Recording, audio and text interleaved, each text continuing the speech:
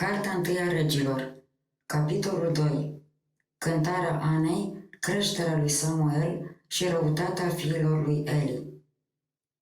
S-a rugat deci Ana și a zis: Bucuratu-s ai inima mea întru Domnul. Înălțată a fost fruntea mea de Domnul Dumnezeul meu și gura mea s-a deschis larg asupra vrăjmașilor mei, căci m-am bucurat de izbăvirea ta. Nimeni nu este sfânt ca Domnul, căci nu e altul afară de tine și nimeni nu e puternic ca Dumnezeul nostru. Nu vă lăudați și cuvinte trufașe să nu iasă din gura voastră, căci Domnul este Dumnezeul a toată cunoștința și lucrurile la dânsul sunt cântărite. Arcul celor puternici s-a frânt, iar cei slabi s-au încins cu putere. Cei sătui vor munci pentru pâine, iar cei flămânzi nu vor mai avea foame. Cea starpă va naște de 7 oi, iar cea cu copii mulți va fi neputincioasă. Domnul omoară și învie, El coboară la locuința morților și iarăși scoate. Domnul sărăcește pe om și tot El îl îmbogățește. El smerește și El înalță.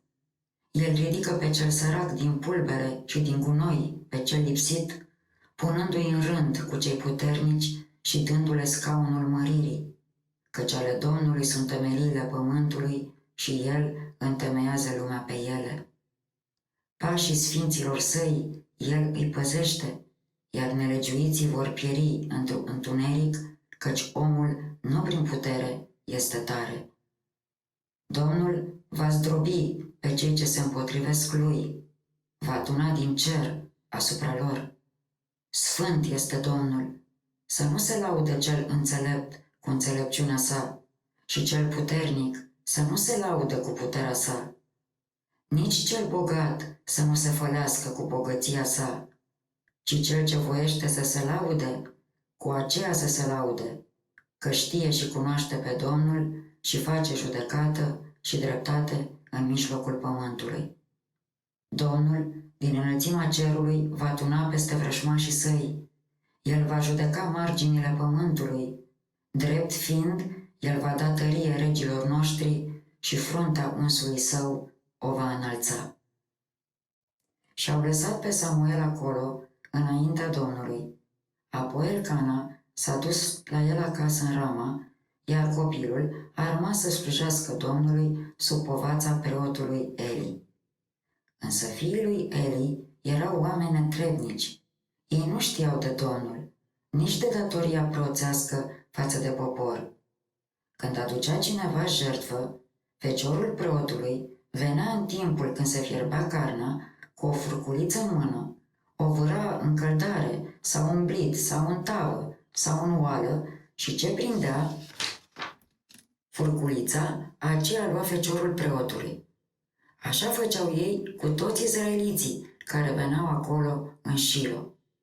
Chiar și înainte de a arde grăsimea, venea feciorul preotului și zicea către cel ce aducea jertfă: Dă carne de fritură pentru preot, căci el n-are să ia de la tine carne fiartă, ci dă-i o crudă.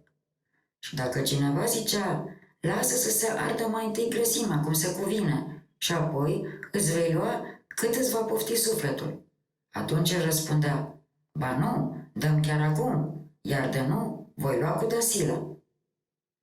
Și păcatul acestor tineri era foarte mare înaintea Domnului, căci ei depărtau lumea de a mai aduce jertfă Domnului. Iar copilul Samuel slujea înaintea Domnului îmbrăcat cu efod de in. Meilul de deasupra îl făcea mama sa și îl aducea în fiecare an, când venea cu bărbatul ei să aducă jertfa rânduită. Și a binecuvântat Eli pe Elcana și pe femeia lui și a zis: Să-ți dea ție Domnul copii de la femeia aceasta în locul celui a fi irosit, pe care tu l-ai dăruit Domnului. Și s-au dus ei la casa lor. După aceea a cercetat Domnul pe Ana și ea a zămislit și a mai născut 3 băieți și 2 fete, iar copilul Samuel creștea înaintea Domnului. Eli însă era tare bătrân și auzea de toată purtarea fiilor săi față de întreg Israelul și că se culcau cu femeile celor ce se adunau la ușa cortului adunării. Și le-a zis: pentru ce faceți voi asemenea lucruri? Căci aud vorbe rele despre voi de la tot poporul Domnului. Nu, copiii mei, nu este bună vestea ce o aud eu despre voi. Nu mai faceți așa, căci nu este bună vestea pe care o aud eu. Voi răzvrătiți poporul Domnului. Că de va greși omul față de alt om, atunci se vor ruga pentru el lui Dumnezeu. Iar de va păcătui cineva față de Domnul, atunci cine va mijloci pentru el? Dar ei nu ascultau spusele tatălui lor, căci Domnul hotărâse să-i dea morții. Iar copilul Samuel creștea mereu cu vârsta și era iubit și de Dumnezeu și de oameni. În vremea aceea a venit la Eli un om al lui Dumnezeu și i-a zis: așa grăiește Domnul. Nu m-am arătat eu oare casei tatălui tău când erau ei încă în Egipt, în casa lui Faraon? Și nu l-am ales eu oare din toate semințile lui Israel să-mi fie preot, ca să aprindă tămâie și să poarte efod înaintea mea? Și nu am dat eu oare casei tatălui tău din toate jertfele ce se fric pe foc de fiii lui Israel? Pentru ce dar voi călcați în picioare jertfele mele și prin oasele mele de pâine, pe care le-am poruncit eu pentru locașul meu? Și pentru ce tu ții mai mult la fiii tăi decât la mine, îngrășindu-i pe ei cu toată pârga poporului meu Israel? De aceea, așa zice Domnul Dumnezeul lui Israel: eu am zis odinioară, casa ta și casa tatălui tău va umbla nestrămutat înaintea feței mele în veac. Dar acum Domnul zice: să nu mai fie așa, căci eu preamăresc pe cei ce mă preaslăvesc pe mine, iar cei ce mă necinstesc vor fi rușinați. Iată, vin zile când eu voi tăia brațul tău și brațul casei tatălui tău, încât să nu mai fie bătrân în casa ta niciodată.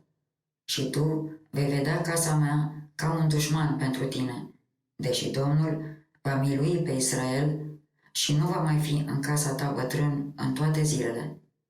Nu voi depărta pe toți ai tăi de la jertfelnicul meu, ca să chinuiesc ochii tăi și să apăs sufletul tău. Dar toți urmașii casei tale vor muri la mijlocul anilor lor. Și iată un semn pentru tine care se va petrece cu cei doi fii ai tăi, Ofni și Fineas. Amândoi vor muri în aceea zi.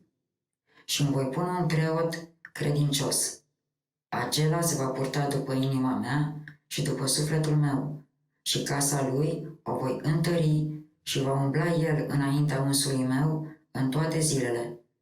Și tot cel rămas din casa ta va veni să se închine lui pentru o gheră de argint și pentru o bucățică de pâine și va zice: numără-mă la vreuna din slujbele levitice ca să pot mânca o bucată de pâine.